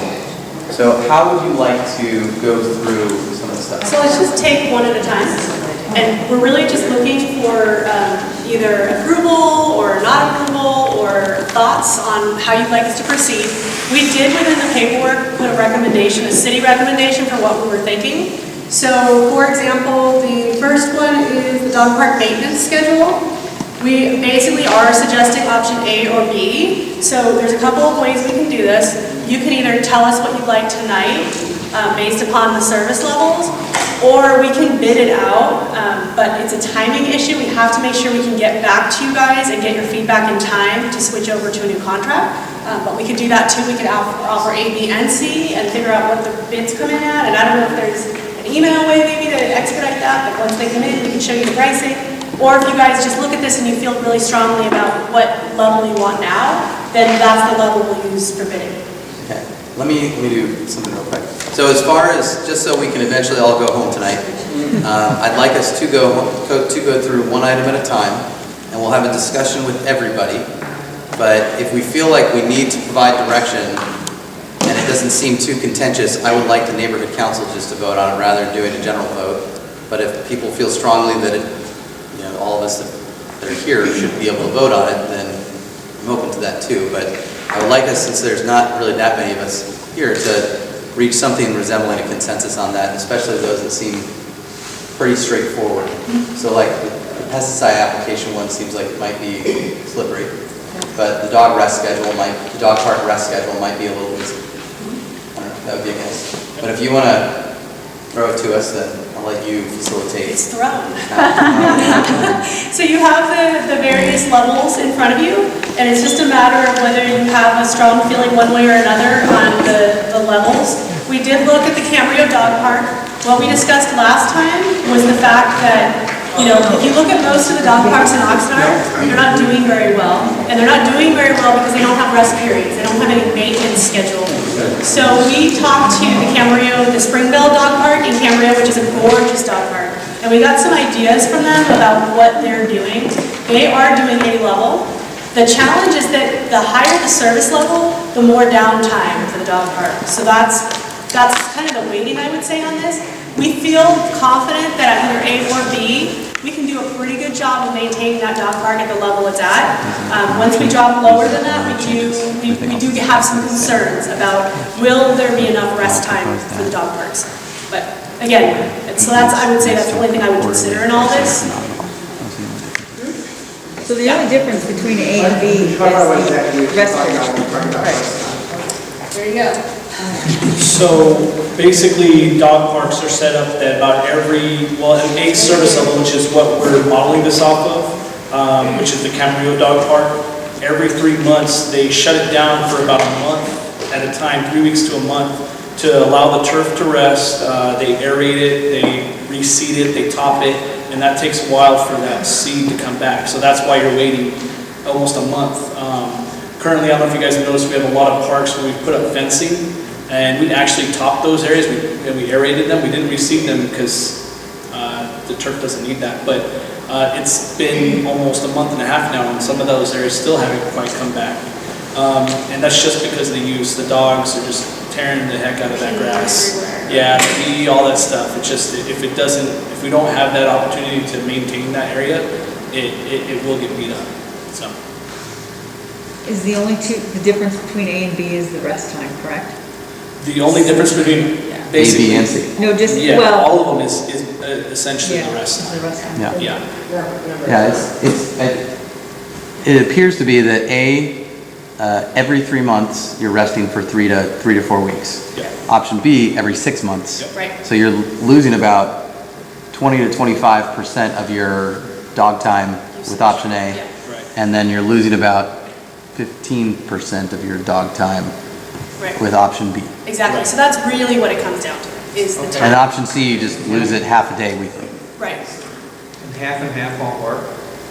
Close to half. So the challenge is that one's for big dogs and one's for small dogs. So how do you do that? I mean, Well, that's it's the. either that or nothing. I mean, No, I know, but that's the challenge, and then you have issues where the big dogs and the little dogs together can cause a lot of problems. So that's why. You're complaining with the big dog and the little dog. Exactly. Yeah, big dog owners are fine. People order the dogs.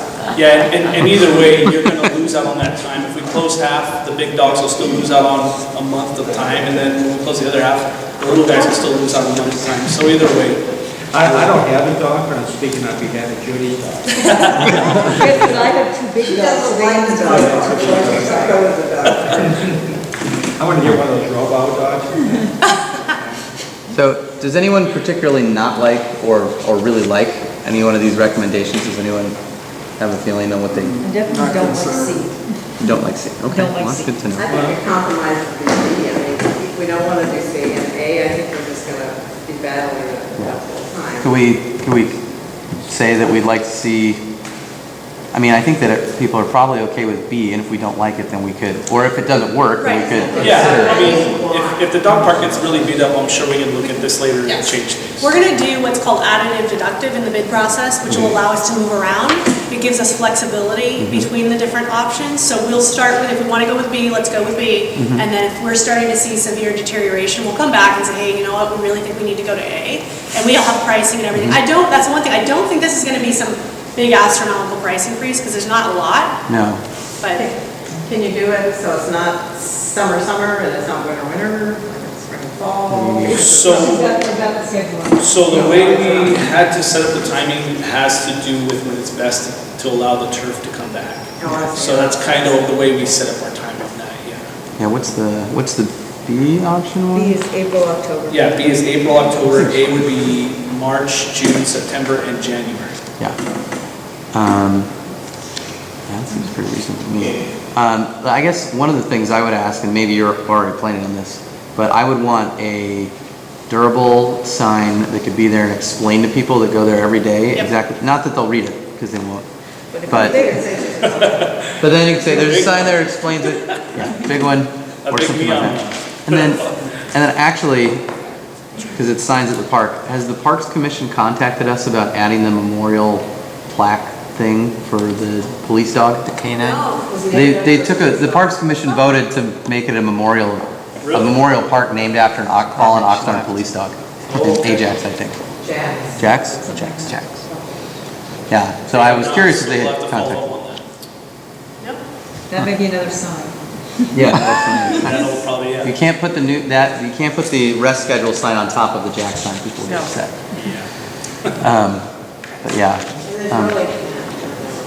Okay, so- Would anyone here have a problem if we said that this rest schedule where it slows down for half a day on Thursdays and then, in April and October, essentially it's closed down to let it come back? Does anyone see any screaming problem with it? How much is it close a month?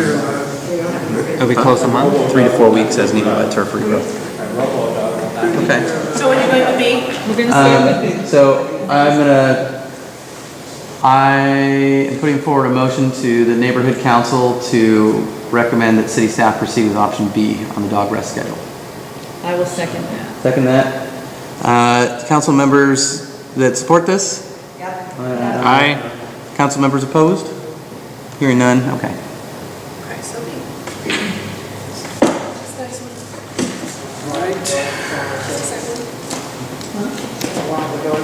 Yeah, so, okay, so on the pesticide one, that one's a little trickier for us because we've never done anything like this before, so we have no idea about the cost. You know, we definitely didn't hear any support for going full property organic. So we came up with a compromise, which was just to do the one park and try it out for a while and see what it's like.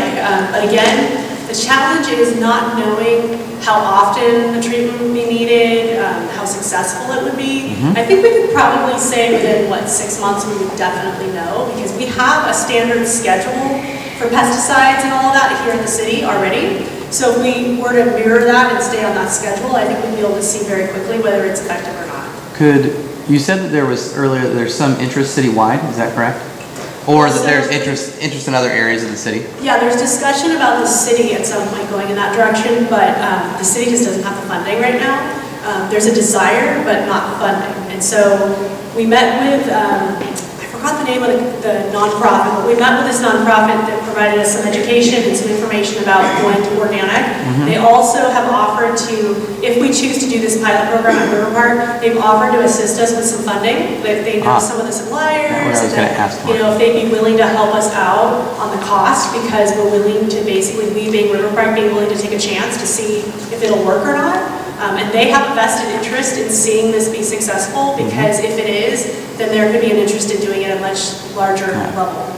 Well, I guess the other thing I was going to ask is if there's any thought that the city from some other fund or one of the LMDs that would be interested but doesn't have the money to front for trying something out. We have the money to front it, but it would be nice if someone would be willing to kick in since we're testing it on our park space. So if we could... I don't know if I understand, sorry. So could we get anyone to help cost share the pilot project? Elsewhere, other funds. But if they don't have the money, which is why they don't do it, then it might not be the case.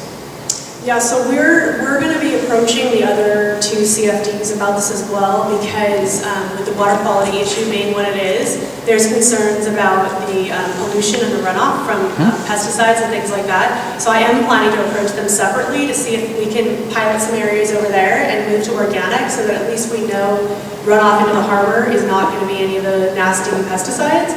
But they have, the problem with that, you can't really share, right, because they have their own funding and you have your own funding, so that might be a challenge. But if I get them on board, there certainly could be a cost savings, right, because the more we do, the more product we buy. As you say, we can get a bulk rate. Yeah, but I think with the LMDs, to be honest, funding is so limited in the LMDs that I don't think that's really an option for them. It would only be the CFDs. Okay. And I haven't had a chance to meet with them yet. I started meeting first with you guys because this was the meeting I had, but I am planning to have that conversation with them as well. I have a question about the three listed organics. Do we know the difference? Like, is there a significant difference between the three products? Because I see there's a significant cost difference, but as to what we would choose. Right, no, I do not believe so. They pretty much are a non-selective. It's basically an organic version of Roundup. Each one, it's just a different vendor. So basically we could choose the cheapest and it would still be the same as the... Pretty much, yeah. Okay. So do we know how much we're going to be on the hook for here for this trial? Not yet, that's No, so what I can tell you is that, you know, if we take the difference between the Roundup and the, like, let's say the cheapest organic option, you're looking at about $7 more per whatever gallon, right? So that would be the big difference. But if you need 1 million gallons, that's a lot of money. Well, that's why we're only looking at doing one small location, because you're right, as a total property for Riverpark, it would be very substantial. And so we would like to actually see if it works first. And that's where I believe we have incentive from some of these companies that they want to move the earth to organic. So if they're willing to give us deals to make this happen, then it makes it worth our while to give it a shot. Well, I'm certain that the Mercedes Maybach works. I just am not going to spend $400,000 on a car. Right. So, let's bring, and we're not far off on the numbers. I mean, some of the stuff is like 20 times what we're buying now. we're talking about making adjustments to a budget already without taking on any more costs. I mean, even considering this seems to be, Yeah. Would we like to let somebody else take the jump? Is that kind of what you're saying? it doesn't matter if you don't know what it's gonna cost. I mean, Well, we can tell approximately what it costs, and it costs. The average is significantly more for even the cheapest So, one. one thing, we don't want to alarm anyone, because I'm the one that actually brought the organic, presentation to you guys. It is expensive, but one of the things they brought up is they would like to create a pilot program where we at least have a kind of a basic idea as to what different options there are. They're saying they have quite a few different creative ways that they can go organic, not just using, say, like a non-selective Avenger pesticide. So before we would do anything, we would have to meet with them, we'd have to sit down and talk about the game plan in general before we give you guys anything as far as substantial numbers and things along that nature. If we tested it in Watson and didn't have the money to do Then we'd be in it trouble. throughout the whole complex, only these people over here are safe and these people over here. So what's the point of doing it if we get to the point where it's, yeah, we're great, but we can't afford to do it anyway? So Yeah, I mean, I think this is just more, this has been brought up a lot. We've gotten a lot of calls from Riverpark residents about this issue. So it's more about finding out if there is an interest in exploring the option or not. Obviously, we can, if you say, yeah, let's at least look at it, then we'll spend more. It's timely for us. So we haven't spent the time to really focus in, like, we're going to do that part, and we're going to use this product, and what are the deals we're going to get, that kind of thing. It was just more of, we had this kind of conversation last time, is there even a stomach to spend the time to figure this out or not? And if there's not, then that's it. We won't put any effort into it. Do you want us to vote on that? I'm really looking more for a vote of, do you want us to explore this further? Like, is this something you want to do? And is the park that we have selected the right park or the best park, the park you want us to pick? And then we'll go and we'll do more research. We'll go back to these organizations and say, look, they're interested in exploring this. What can you do for us? What can you do to make this more cost effective? And we can run some real numbers and come back. yeah, we're on the clock. Well, yeah, I mean, I guess if what you're saying is the cost that we see in this memo doesn't really reflect what a program would cost, it just reflects what the application of a single pesticide would be, then I mean, I would be interested at a future meeting seeing what that is, even if it's only so that other residents who have expressed concerns, we can say, we looked at it, and it's still 3 times the cost to do this throughout the entire community for a program, as opposed to figuring out the mixing ratios and things like that. And I think this is a starting point, like you guys have said. Yeah, we can invite them to come even, they can develop the program for us and come and talk to you and answer questions you might have. And then that way we can kind of just see it. This could be potentially, don't want to do it at all, or maybe it ends up being a good idea. I mean, the biggest issue is that we don't even know if it'll be effective or not. So that has always been our biggest concern, is that we get a lot of complaints about weeds. And people are telling us they'd rather not have the weeds than have the weeds. So, we just wanted to offer this. And if it's not something you want to do, then, it's okay. Is there anybody around here that's done anything like this in any of the cities in Southern California that can maybe say if it was effective for them or not? Yeah, so we received, which city? City of Ojai does So that. Ojai, but there was another one that was south that has gone completely organic. I can't remember what city it is. I can't remember. But we do have, we have testimony from 2 other areas that have gone organic that claim that it works. And so that's why we've done, we had some initial conversations, but until we actually try it and know what that program might look like. So, do like a little quick piece on benefits, because I'm trying to think, I've heard about Roundup related to weed die-offs. Is it something that's a concern for the health of children who are playing with flat? Right. So you pretty much named 2 of the big ones. There have been some studies linking it to cancer. There was a major lawsuit that was that won recently. It was for like $300 and some million. It was a gentleman that was working with Roundup all the time and ended up getting cancer. So there are concerns with that. There are obviously concerns for the children, because at children's age, it's a lot more likely that they can develop issues from it, asthma, things like that. The lady that we spoke to, I forgot her name, but she wrote a book, said that there's also research out there that shows that the use of the pesticides actually makes the soil bad, I guess, not healthy anymore. And then the water doesn't actually soak in and saturate, so we end up using more water because our soil is so contaminated with pesticides that it's overuse of water, things like that. So we met with them, they were really instructive and gave a lot of great information, and so that's why if you really would want to hear more from the experts on this, we could certainly invite them to a future meeting, but there were a whole array of different potential benefits. So we're obligated to a specific standard of care for the properties, right? I mean, we can't, if somebody says there's something about just letting it go to clover and dandelion, we I mean, if we... literally can't do that, right? I mean, you kind of could. Yeah, I mean, As long as you're not changing we're it 100% on it if we give direction to the park has a different intent and objective and level of care. Yeah, I mean, if you were to say, hey, we want Riverpark to look like the rest of the city, then we'd say, okay, let's drop you down to D or F. I mean, you do have the choice. It really, the things you can't do deal more with like development and planning changes. So if you were to come and say, we want to rip out all the trees on the whole property, we can't just do that. That would have to go through an approval process in the city. But yeah, I mean, if you want to change your service level and you want your grass to die, you could do that. So I just want to know if there was a bottom baseline, and it doesn't sound like there is, really. All right. Okay, so what are your thoughts on this item? I know we need to rush, sorry. Oh my gosh, it's 10 to 9. We're having so much fun. I mean, I guess my feeling is I would like to have more information because I don't feel like we have the information. We have the next closest one is $43,000 instead of $3,500 or something. Yeah. So if that's not an accurate picture, then I guess I would want an accurate picture. I don't necessarily want staff spending oodles of time so that you guys are billing us for How much does it cost to get ever. But yeah, to get a more accurate picture of what that program would be expected to look like programmatically, rather than just a materials thing. Then well, and we could put a lot of this burden back on these companies and people that we met with. Particularly the one that says they want us to do it. Yeah, just say, hey, Riverpark is willing to explore this option, so we can say this is the park we want to do it in, develop a program for us, tell us what the cost would be, see what deals you can get, and that kind of thing, so that then we're not having to spend a lot of time. Yeah. Is that reasonable? Yes. I mean, it's reasonable to me. Okay.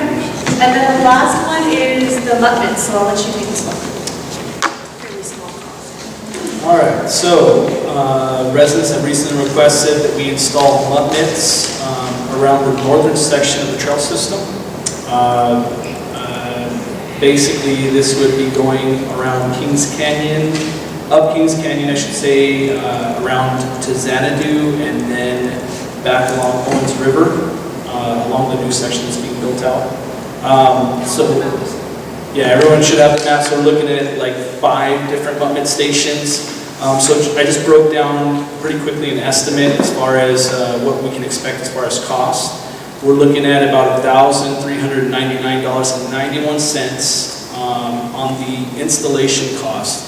That would include materials. So I put it on here, so it's with the monthly maintenance, it's $5,000 basically. So just for the year. Yeah, so yeah, pretty straightforward. If that's something that you guys would like to have along that area, we're willing to get it done for you. It's 5,000 a year? That would include a 3 times. Basically, right now we have to service the mutt stations about 3 times a week. If we don't, we get calls. So that's what that cost is. That's part of the city core, that's what they do currently, and that cost for, they do the bathrooms, they do the mutt station, the trash cans, those types of things.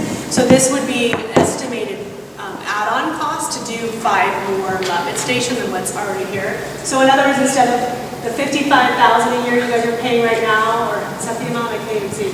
Yeah, it'd be, well, for this year it'd be $60,000, and then we're approximating, and then it'd be $288 a month for the servicing, somewhere in that range. Yeah, so for the following years, it'd be about $3,400 a year. And for this year, it would be whatever the additional install. Right, the install. So the goal is to cut down on the amount of We food had- that doesn't. Well, because Yeah. there's So- no bags or cans on. Yeah, we've been getting a lot of trailers. complaints that people just People throw can't their hold poop places, not throw their Well, poop. it's a long way.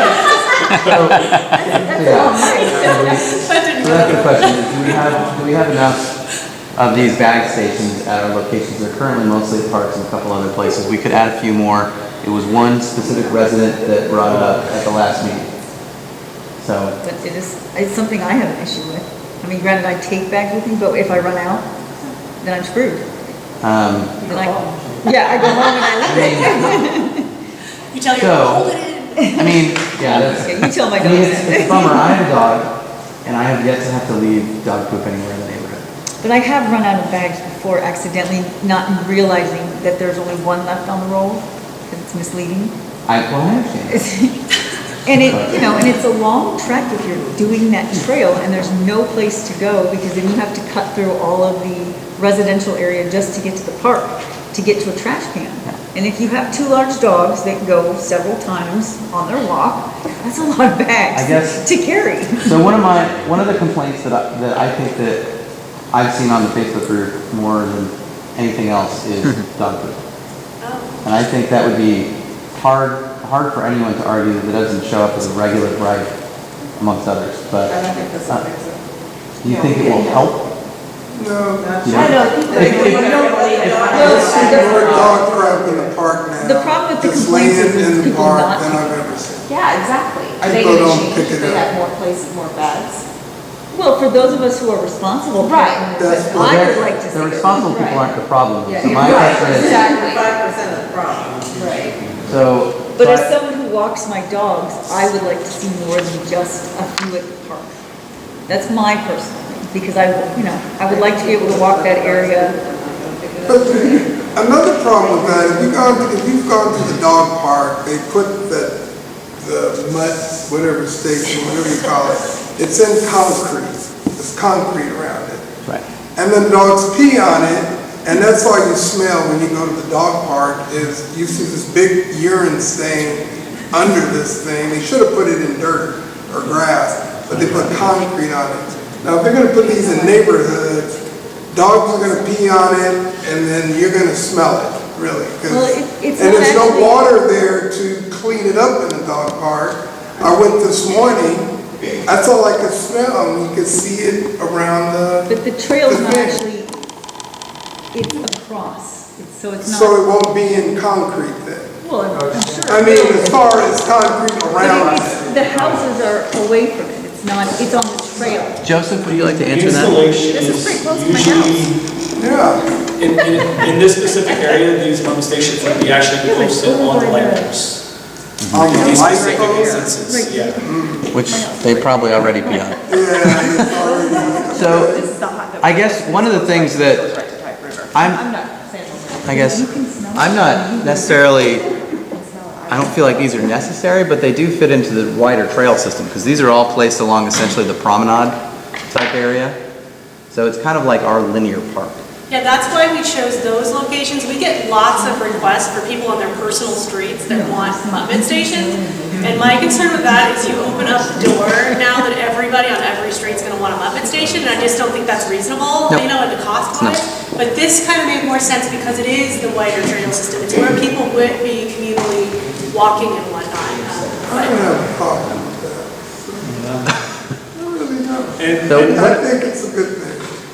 Something else to think too on the smelling issue, where we tended to get a lot of complaints in the past is when it's right next to a resident. Yeah. Like right in the same area. This will be across the street for the And most these are part, so they're not right next to residents. it shouldn't be as much of an issue. So, I mean, feelings, not to peer pressure people, and we're not, Well, you're ambivalent. It's definitely cheaper than, say, the change in. Yes, it is. We'll make a compromise with Augustine, everybody. what It's do you cheaper than think? the organic. Not really? Because we should be responsible for Our dog food? Would it be able to focus more if there was an option, say, to do 3 instead of 5, so it was That'd be fine. just 40% less cost? Yeah, I mean, 5, Yeah, Yeah, I'm sure We can- yeah, I can work that out. I would, I guess the question though is that would the no's turn to yeses? Or would the no's still be no's? Whether there's 3 or 5? Right. Judy? I said I was ambivalent on that. I don't think that I think for the responsible people that forgot their bag, it's gonna work. For those that don't have to pick up their dog food now, will not pick it up. The only good part of it is the ones that do pick it up and then throw the bag on the side of the road. That might Well, be. for me, it's not Which the I've bag, seen. it's the organization to be able to. Be more neighbor shaming. Yeah, just not on the Facebook. I know. Yes, but you are very small, right? Two large dogs. So, do we,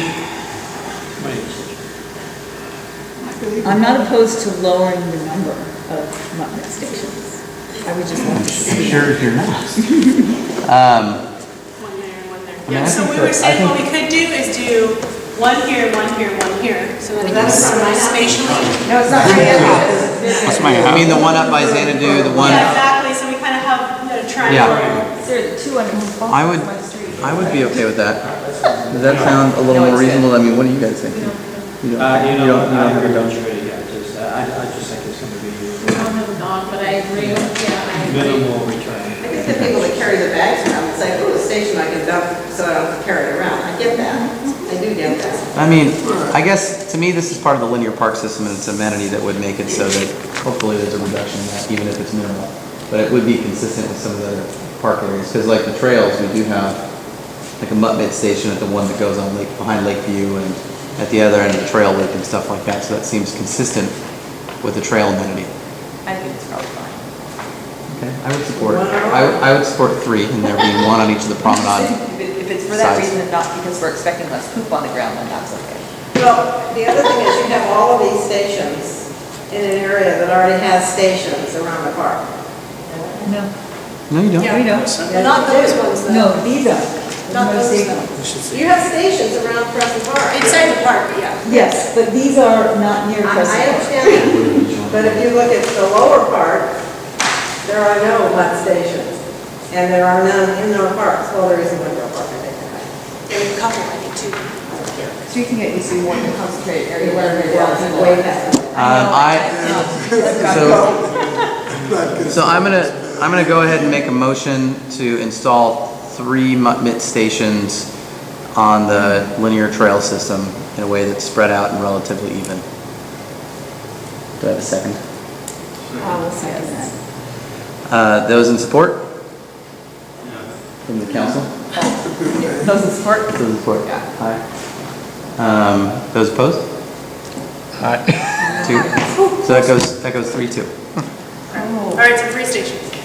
3 stations. Okay, and then what I'd like to propose on the financials is, whether I can come or not, I'll always try to be able to come, but is what I will do is provide a quarterly update on the actual budget to actuals, so that you can see throughout the year where the numbers are at, because I want to make sure that we're as transparent as possible in this process.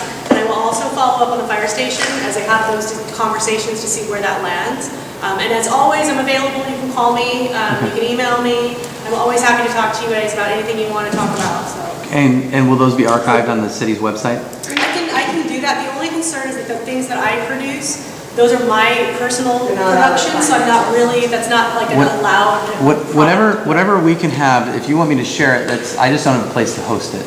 Okay. And so that to me is the place to host those, because I can just put a link in somewhere. I don't have to create a I web page. can produce a report out of our financial program. It's just crazy, and there's lots of line items. So what I do is I put the time in to really consolidate it down in a way that makes more sense, but they're not technically like a city-produced document, so I need to talk to the city attorney to find out if I'm allowed to actually release it or not. But I mean, I can give you the, If you can find out what you can do, because that's the thing, is for everyone to really be able to see it. I mean, it'd be great for us to have it at the neighborhood council meetings, even the detailed one as well, but to have something that I could point toward and that we can have a historical record, that some resident comes in, they can see the reports that we've been getting over time, just like the inspection reports. So that's how I look at it. Any word on our dying trees? On the river, they're gone. There's no saving them. Did you get AC's report? Did you get the I did. arborist report? Yeah. So we're looking into it in 2 different ways. Actually, the city arborist is going to be with me tomorrow. I still do believe, although there's a wider issue there, we have had a lot of damage overall throughout From Brightview. from Brightview that we're documenting currently. It's taking a lot of walking, a lot of pictures, and we're putting it in a big old report. But we actually believe that issue that we're having with the trees right now is actually something separate that's been caused most likely, at least this is my hunch, because all of the trees are dying at the same time. And we had a larger, we had West Coast Arborists prune a lot of our trees about a year ago. We can't make that statement because we don't know that. Sorry.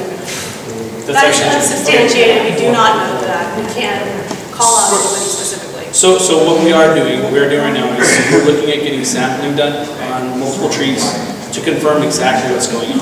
And then we're gonna go from there. I don't want to make it. Well, we've been waiting for them to die because they've been weed whacking our trees on their street, and especially the trees on the city's responsible for those trees, but the trees on our property, on our lawns and stuff, they have weed whacked these trees and they're starting to die too.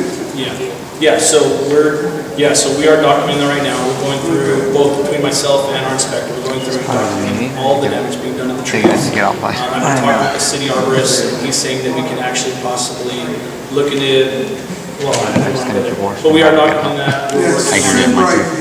And then, So what we need to do is document, we need to do the soil samples and some different things to validate what we're finding, and then it would be up to legal as far as whether there's a real liquidated damages claim. So that's why we can't substantiate or make claims. Sorry, I was jumping ahead there a little bit, but we are on it. We are on it. Okay, good. All right, thank you. Thanks everybody for the time. All right, thank you. Sorry. Anyone else? Council members, is there anything you want to report? Nope. Council members? Neighborhood council members? Anything you want to report? Nothing. All right, thanks for coming. Meeting adjourned. See you guys later.